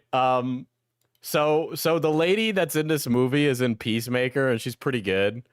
But I'm gonna go out on a limb here and say that he bitches about the black lady dressing weird, and also about Jason Momoa dressing weird and being like a man-child. So I think he's gonna complain about those two characters. Which lady was in Peacemaker? I can't pronounce her name. I just can't pronounce the actress's name. She was very good at Peacemaker, the big black lady. I don't remember. To be honest, I don't remember her name, but I know that if I knew it, I wouldn't be able to pronounce it. And I can't spell it. See? The Minecraft movie is an abomination broken up by some slightly enjoyable... Also, by the way, okay, So I'm of two minds about this because kids' movies should be reviewed like regular movies in some respects. Dude, she's like fucking 6 feet tall. Okay, I'm not like pejoratively describing her. She is taller than me, guys. She's taller than me. Moments and even some actually funny gags, but those moments do not redeem. But I'm of two minds about, like, you know, it's a kids movie, so you review it from like two perspectives, as like a movie and then like for kids, right? Because I don't know, it's like I feel like a movie should be reviewed irrespective of if it's for children or not, but then also like I have to put myself in the mind of the primary viewer that's like viewing the movie, right? Like my expectations are just different for different movies. I guess that's the way to put it, right? Like I like the Lego Movie. I think the Lego Movie is a really good movie. I think it's a really good kids movie, right? And I can see it from the perspective of like the main demographic of that audience really enjoying it. Yes, Danielle Brooks. I just think Adebayo. I Googled it. Okay. Yeah. I was of the same opinion. She becomes that character in Peacemaker. She's one of the best parts of the show. Itself from a movie that does not appreciate nor properly utilize the franchise it is built upon, or a film that does not take itself seriously at all, which robs any true investment in the characters and plot. Neither do those few enjoyable moments distract from the biggest issue this film has, and that is Jack Black. Holy crap! Jack utterly hijacks this film and drives his Jack Blackness up to 11. Seriously, most... You would know a lot about Jack Blackness, huh? This film is just Jack Black spurging out like he's on Adderall, and it's a real lost opportunity because the character he plays, Steve... Jack's whatness? I'm Steve. So people were mad about the Jack Black cast as Steve, but like unironically, who the fuck else are we casting as Steve in a Minecraft movie? Is the base default character you play in the game Minecraft. Steve should have been the strongest Minecraft element in this movie, a window into this world that embraces all the lore and mystery that exists around the character. I don't even know what Steve is a blank slate. I feel like you could interpret Steve any way you want. But instead, don't know. How else do you fucking portray Steve as a character? I don't know how you portray. I literally could not write a Steve into a movie. Black Steve feels like the most distracting and detached part of the Minecraft world. Yeah, war and mystery, dude. War and peace, but it's in Minecraft. And film. A film that's supposed to be about Minecraft, where instead of getting Minecraft Steve, all you get is an obnoxious Jack Black, who I think is going to ruin the film for most Minecraft purists. Most Minecraft purists? What are we talking about? Who the fuck I don't even know how to reconcile that, dude. I heard that there's a version of Minecraft now that has Robux. So now when you play Minecraft, you spend mine coins on like mods. And that's like a version that they sell to children now. And I think that's evil, by the way. I hate that. Yeah, Bedrock. I guess they do that with Bedrock. I do not like that. I do not like that. That makes me mad. And that is a true shame because this film actually showed potential at times. There were some enjoyable moments. Now, if you can actually look past Jack Black, whose presence overshadows the film like a hyperactive chihuahua on heat in a sausage factory. Yeah, he's fucking Jack Black. I haven't seen the Minecraft movie. I gotta be honest. I'm doing the thing that I bitch about that stuff a lot. Where it's like a reviewer talks about, or like a YouTuber talks about a movie they haven't seen with authoritative opinion. So I'm doing that right now, and I know that I am the thing I complain about right now. Oh no, my light went out. Hold on. You can buy Bedrock on PC. And I know that people play Bedrock on PC. parts of the film were actually the Minecraft-isms, like the Minecraft Redstone ride through the creeper farm, the flying part, the Minecraft world and monsters, and the characters using the Minecraft world's mechanics to their advantage. All of that was fun and could have made the film so much. I honestly, Jack's got a YT channel. He plays Minecraft with his kids. That might be why he got cast. There's so many. I don't really know why they casted Jack Black. I would love to be in the room where it happened to understand that. But then also, who the fuck else would you get to play Steve? Especially in a character that's as blank slated as that. Outside of getting like a guy who's like really goofy, it was either that or like Chris Pratt. By the way, I love it when the January movies come out because that's where they send movies to die. And I've been watching some of the trailers for the movies coming out in January. And there's a movie called Primate, which, like, there's a lady on the phone, and it looks like a fucking insurance commercial. And she's like, he's killed everybody. He's coming for me. And the dispatcher's like, who's killing everybody? Who's coming for you?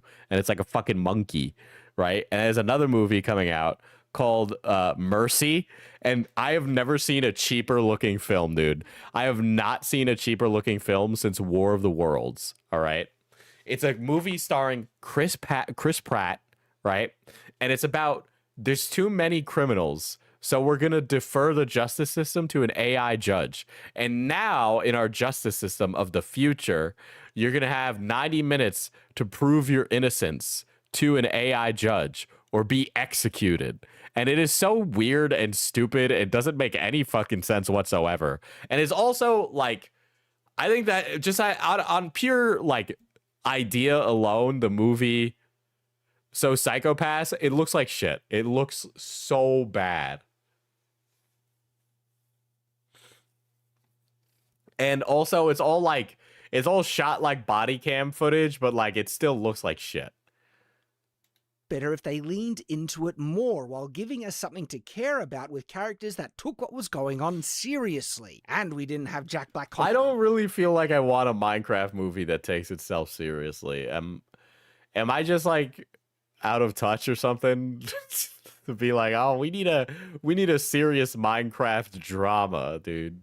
Constantly spurging out for attention. Instead, the Minecraft moments more came off like jangling keys. You remember this from Minecraft, right? Instead of what it should have done, those Minecraft moments should have played the main part in the plot and character interaction. The Minecraft, I feel like Minecraft is like this fucking skeleton that you hang story beats on. Actions. In contrast, you know, it's like you can't do a Minecraft movie without it being member berries, because Minecraft is nothing but member berries because it's such a cultural touchstone for so many generations. To this, we see a character actually build something from blocks only once, and it's when they make how many times? What the fuck?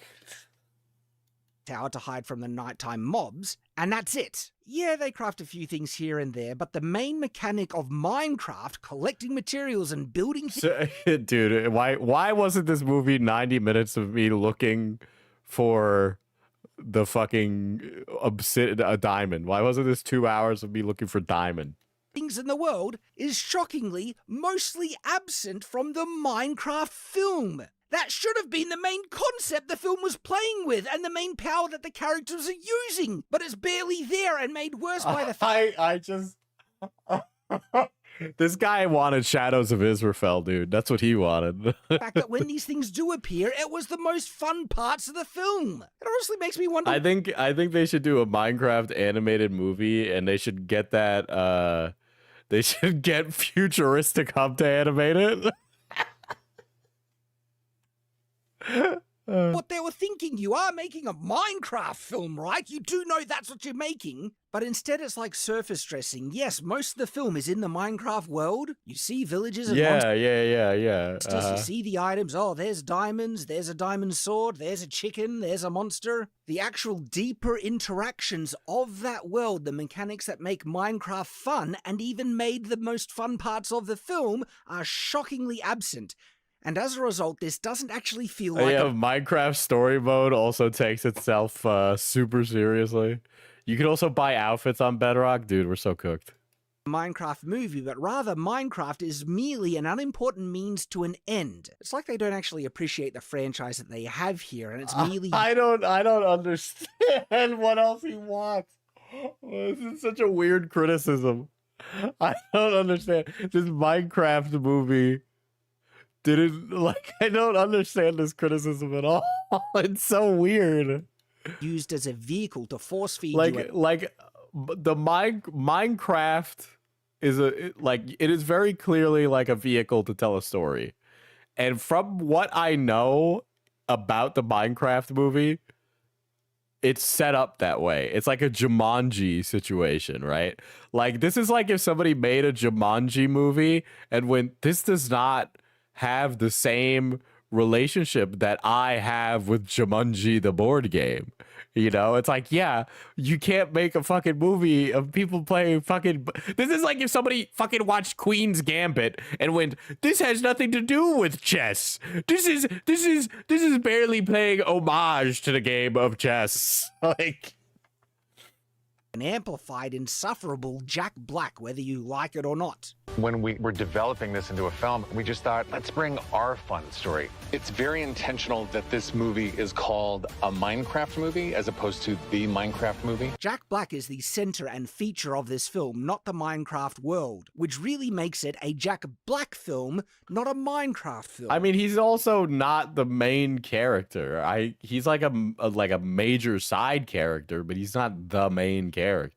And if you're a fan of Jack Black and his style, then you're going to love it. But let's be honest, saying unfunny plain lines but in a silly, dramatic way! I mean, you're saying all of this, Shad, but like, lava chicken, chicken jockey, you know, like, come on. And screaming, sneak attack, is not really that funny, and at least gets old very quickly. Well, you know what? Chicken jockey. But for casual Minecraft fans and kids in general, there actually might be an enjoyable movie here. If silly and unserious, that still might make a lot of money. But if you're tired of Jack Black's shtick, this film might as well be acid that you pour into your eyes while gargling razor blades. The other characters are not engaging or interesting, except perhaps one, but this is going to have very different mileage, and that is Jason Momoa's character. Jason plays a retard, like an actual...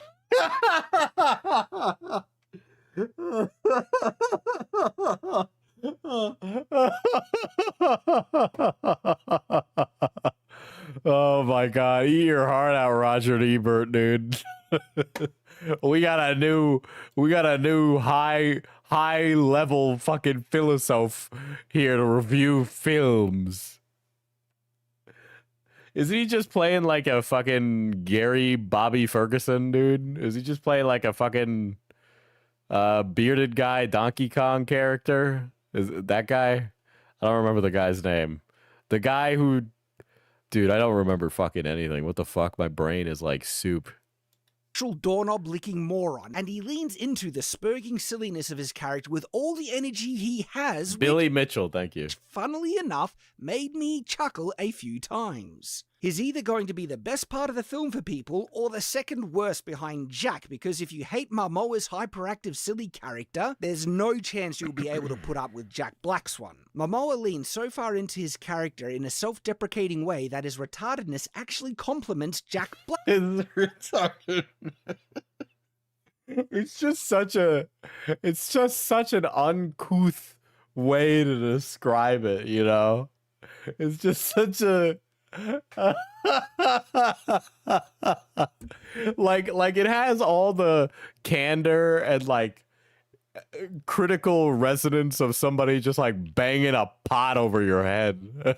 Black's retardedness, in so much that those two characters actually had good chemistry. I'm honestly trying to decide if it made the movie worse or if both retards cancelled out each other's insufferableness. And sometimes it's small things like Momoa trying to ninja kick open a door and failing, which I found humorous, but his gags do fail more often than they land. The young boy, who is supposed to be the main character, I suppose... But he kind of plays like double duty with his sister from what I hear.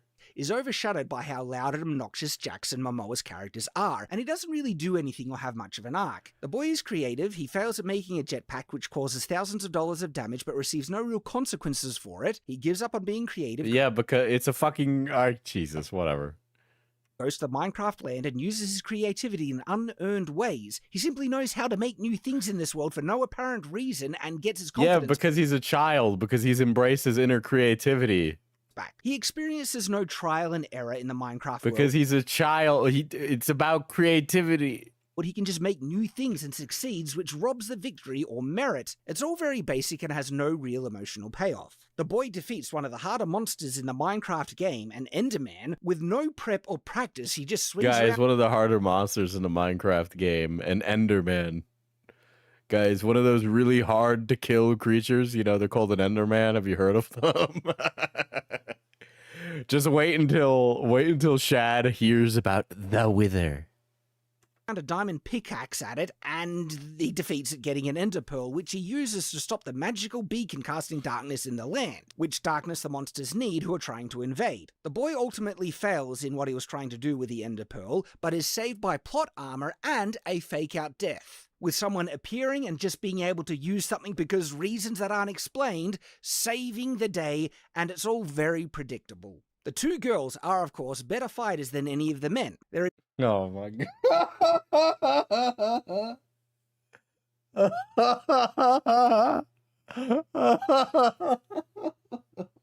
This guy is so soy. He's so soy. He's so fucking soy. He's so like insecure about strong women, dude. What a fucking cuck.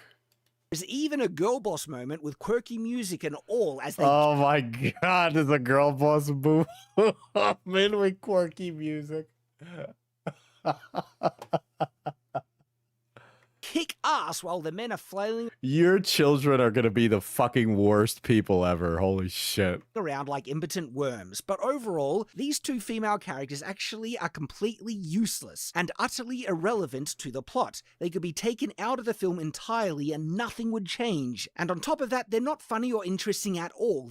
I don't understand what you want. The same things you're complaining about Jack Black for, you're complaining about them not doing. Oh, there's a character that plays it straight. Boring. There's a character that doesn't play it straight.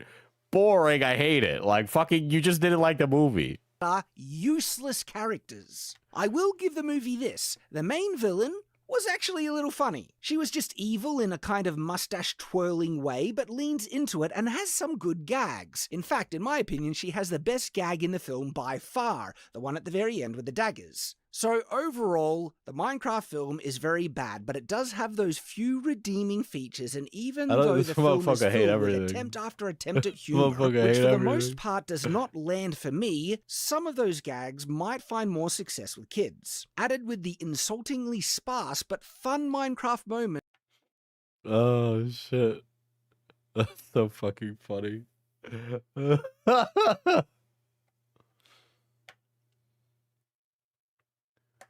It's almost like he goes out to see movies. I know he's not gonna like there's no way this motherfucker sat down to watch Snow White and he was like, I'm gonna enjoy this. Like, he already went into that movie with like a predisposition to hate it, right? He like planned on disliking that movie, right? Like that's it. That's it. He planned on disliking the movie before he saw it. Superman I have seen. So I will watch this. I'm probably not going to finish this. There is far more bad but, than there is good in the James Gunn Superman dude, this like you hate everything, dude. Film, but there is good. Indeed, I would go so far as to say it does some things brilliantly, while other things truly awful, and your mileage on this film will vary on what you put value in as a viewer. What you enjoy. If you need a consistent... Who's talking right now? Because that sounds like woke talk to me. This is Shadiversity. Plot and correct power scaling and cause and effect that makes sense with few... I think power scaling is stupid.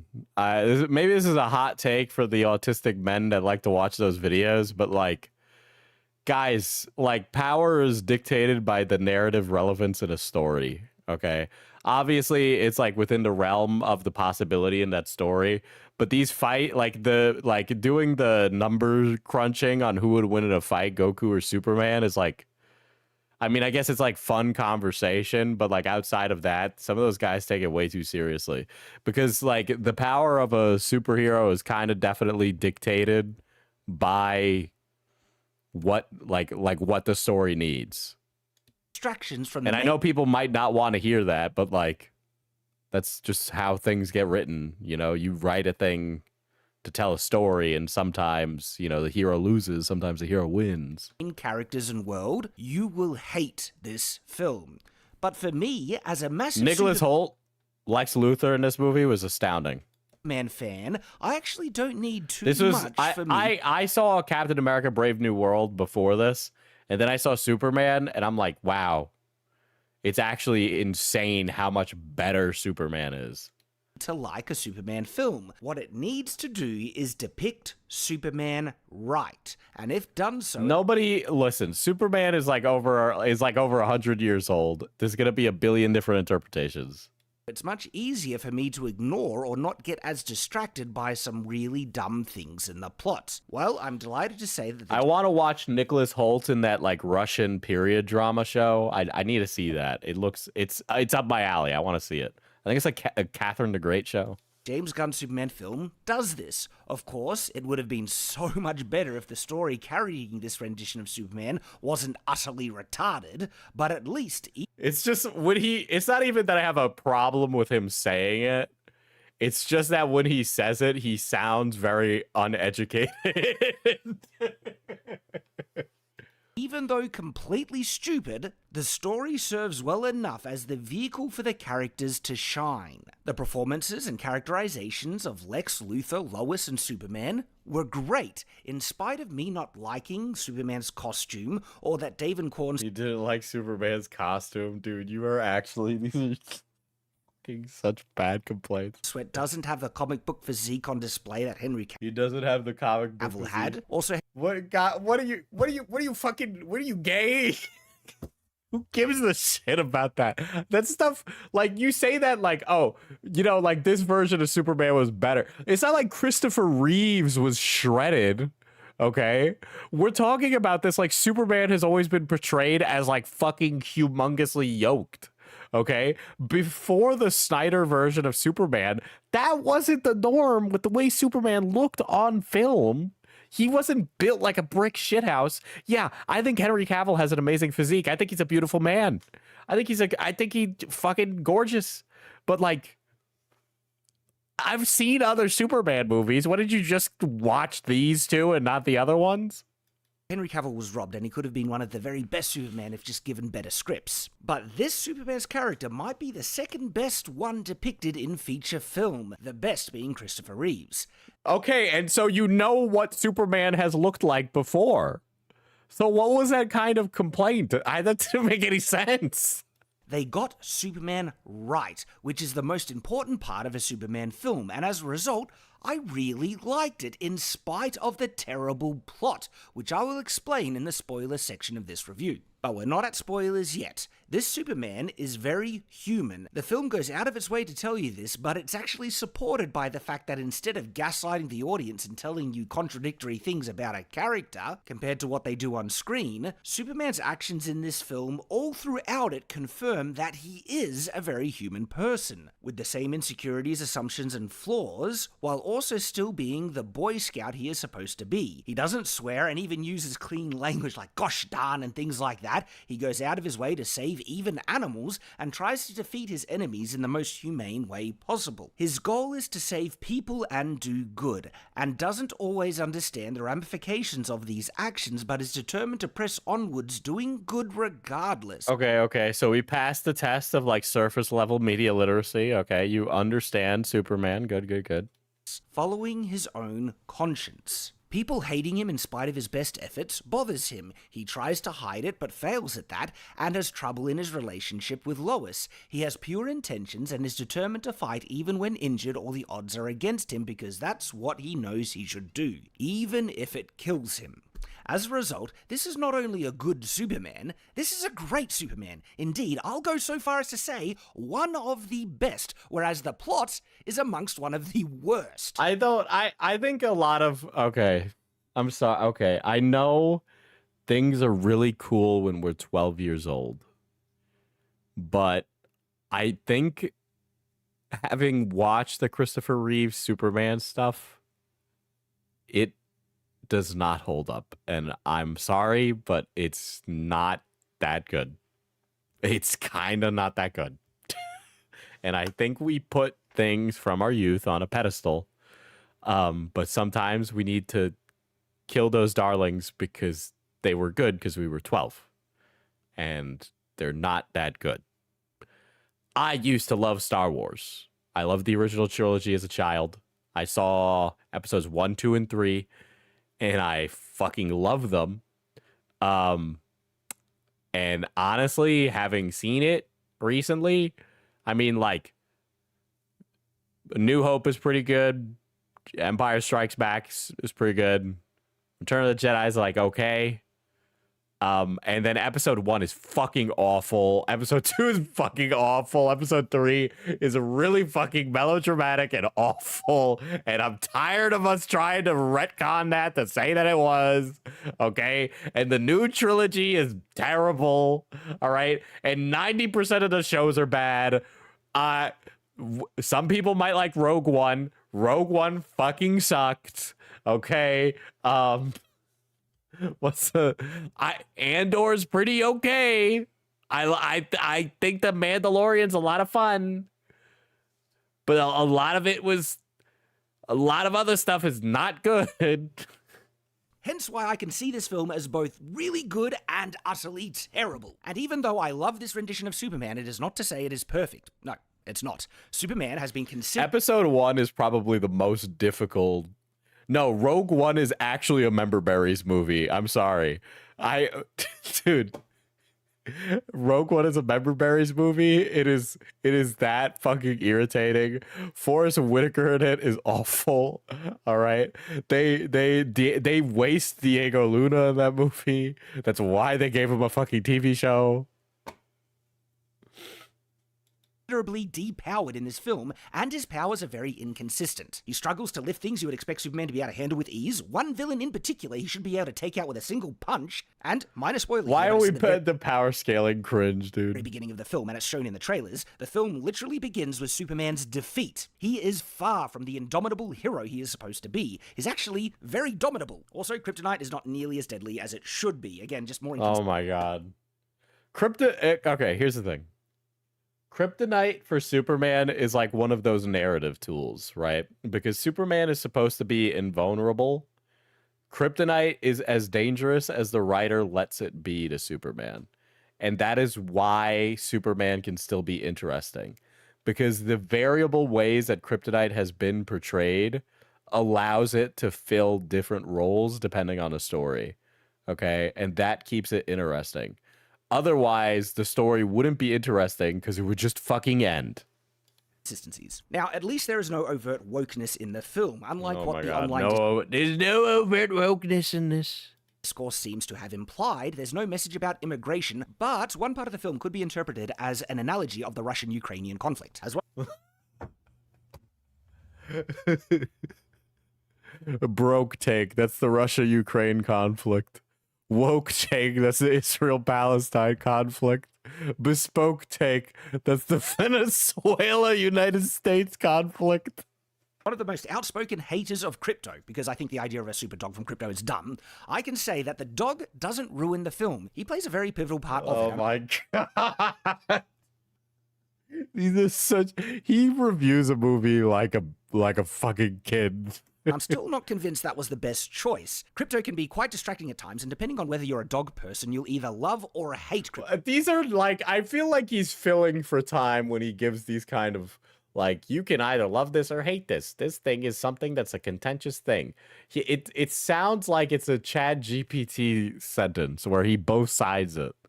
Crypto's part in this film. Regarding the comics, Crypto has multiple origins, some of them that I can accept much easier, like for instance Crypto being an experiment made by Brainiac, but it isn't explained in the film exactly where Crypto comes from. I don't think I really give a fuck where Crypto comes from personally, but I guess if that matters to somebody, I hope they explain it. From that, his ownership is a bit flexible, and Superman has kind of adopted him for a time. For me, I was kind of neutral on Crypto, but at least they utilize some of Crypto's abilities in parts of the film, as I've always said they should. If Crypto exists in this world, Superman would obviously get him to help because the dog is insanely powerful. The film also shows that this isn't always ideal because Crypto is actually a bad, untrained dog and could do as much damage as help. So for me, Crypto didn't add anything special to the film or detract too much, and it seems to feature such a prominent role, almost to manipulate people who like that kind of thing with a cute animal to make them, you know, like the film more. In regard, I don't think it's like a manipulative thing. The Crypto barely plays like a role. He ends up being like a MacGuffin later in the movie where like Lex kind of like dangles him, basically. It's like a little bit, yeah, it's like, I don't know, you've seen it before. Lex Luthor's a bad guy. Of course he was gonna fucking threaten the dog. To the world, I actually quite liked it, where it very much establishes that nearly anything is possible here. Some things that are absolutely dumb, while others having promising potential, making it fertile ground to introduce all the new heroes we love going into the future. The Nathan Fillion, Guy Gardner, Green Lantern, also super sick. Overall, I would say this film has more bad than it has good, but if you could... Mr. Terrific is Bro also sounds really like he terrific. takes the last Funko Pop from a child at GameStop. You bet he does. Ignore the bad. Yeah, there was definitely too many characters. I agree. It got a little crowded in the movie. I agree. That's for real.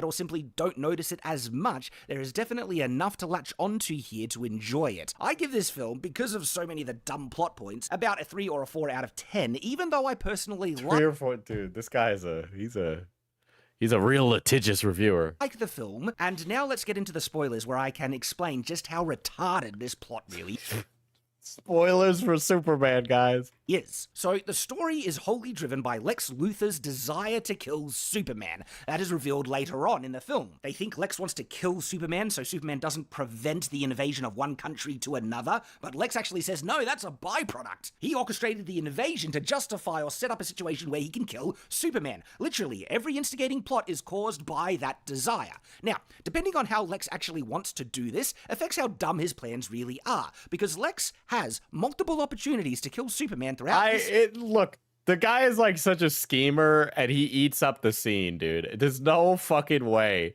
that like you could have a problem with all of his scheming, because that's what is so fucking fun about Nicholas Hoult playing Lex Luthor in this movie.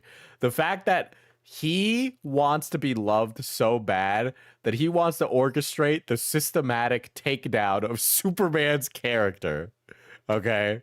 Like, he didn't just want to kill him. Yeah. He wants to be loved.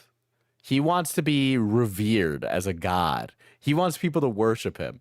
And he hates that comes naturally with Superman and it doesn't come for him. Why is Superman getting all the affection of people? Why don't I get that? That's really great characterization of Lex Luthor. It's also very prescient to our times because Elon Musk tries to post for other people's amusement. Film, and he doesn't. I'm not kidding. Let me explain. One, which he wants to be the guy who saves the world. He wants people to clap for him, not Superman. Goes into mega spoilers, final warning. Lex has cloned Superman and called him Ultraman. Ultraman is actually stronger than Superman, and on top of that, Lex is feeding him commands with the perfect maneuvers and counters to fight Superman, which basically... That was such a corny thing to do in the movie, though, I'm not gonna lie, but I thought it was really funny.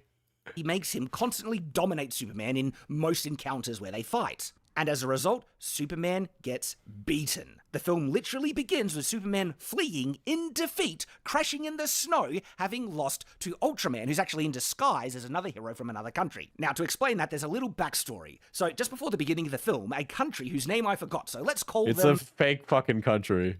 Not Russia. They tried to... It's a fake fucking country, dude. Invade its neighboring country, whom I also forgot the name of, so let's call them not Ukraine. This is an insane take on this movie, by the way. This is insane.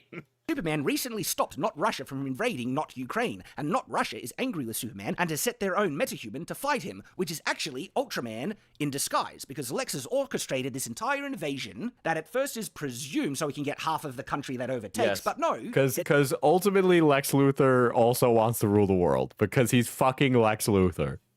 It's to lure Superman to intervene to make the world governments, particularly the American government, to want to detain Superman, who is now messing and interfering with political conflicts. This, supposedly, would give Lex Luthor the okay to capture him, interrogate him, and ultimately kill Superman. But why does Lex need the government's permission when he can just send Ultraman in disguise to kill Superman? Unless he wants credit, and to discredit Superman in the process, but the film isn't actually clear about that. It is so fucking clear, you didn't pay attention.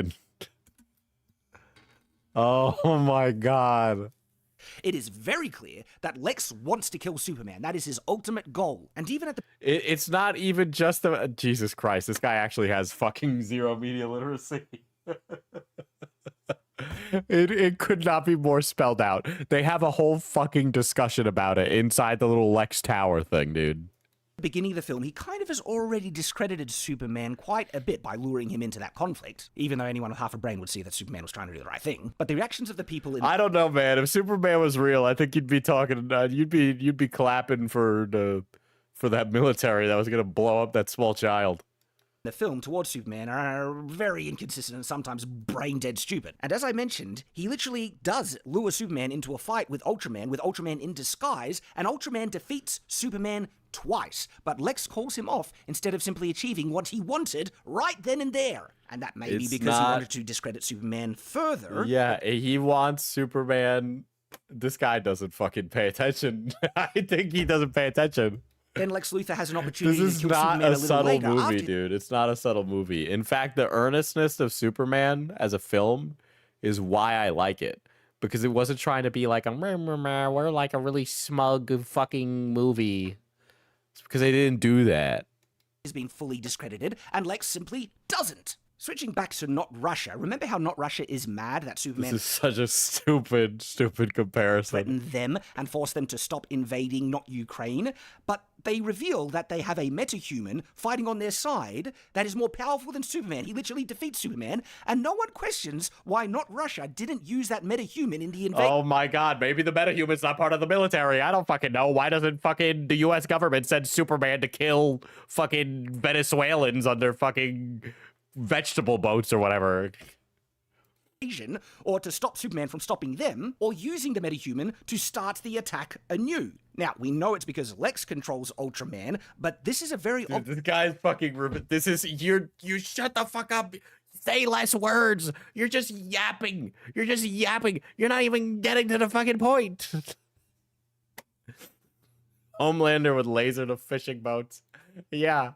Dude, I cannot wait for the final season of The Boys to come out, just so that way everybody can minutely pick apart every single fucking point in that fucking show and bitch and moan about everything in it. Which, by the way, I did not like the last season of The Boys, but I know that everybody is going to complain about the woke in it, okay? But holy shit, was the last season of The Boys really bad. Gen V actually does it a lot better, and I think it's because it's like smaller scale setting. But oh my god. I hate these actually type of dudes. None of this matters. You aren't smart. Dude, I am fucking... Yeah, this is better reviewer Jar or Shad. Fucking double it and give it to the next one. Lex Luthor loves. He wants to be loved like Superman. Not just defeat him. If he killed Superman without the attention or love, he would just feel empty. Yes. Dude, I can't wait for the next season of The Boys to have like a JD Vance meme, but it's Homelander. The Boys is starting to hit the comic where it feels spiteful. Well, like, I think The Boys is kind of hitting that point where they're like, I don't know, man. I feel like they want to do to The Boys what they did to Assassin's Creed. Where, like, I feel like The Boys is coming to an end, but they have, like, this endless line of, like, spin-offs they want, you know? And so I feel like Part of me is like worried they're not gonna kill Homelander because he's too interesting of a character, and I think people just love it to see Anthony Starr chew up a scene. But like, there's no way he doesn't die in the last season. But there's I don't know. I don't know how they're gonna handle that, dude. It's in a that last season was really bad. If you haven't seen the last season of The Boys chat, it's fucking awful. I'm gonna go head into the fucking Discord stage in a little bit. If you're a member in the Little Guys Discord, you should pop on by. I think I'm gonna do. I don't know if I was gonna do something brain rot related today because I thought it would be funny, but now I'm like maybe I do something else. I don't know. I'll be there soon.